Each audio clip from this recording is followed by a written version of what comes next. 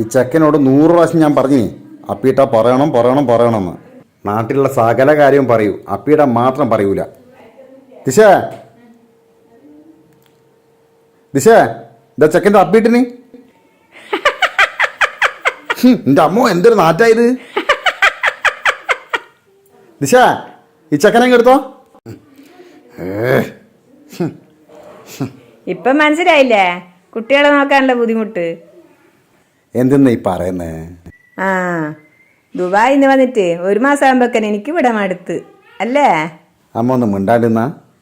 അല്ലെങ്കിലോ കാര്യപ്പെട്ടൊരു കാര്യം പറയാമോ, നിങ്ങളെല്ലാം എന്നോട് മിണ്ടാണ്ടിക്കുവാൻ പറയൂ.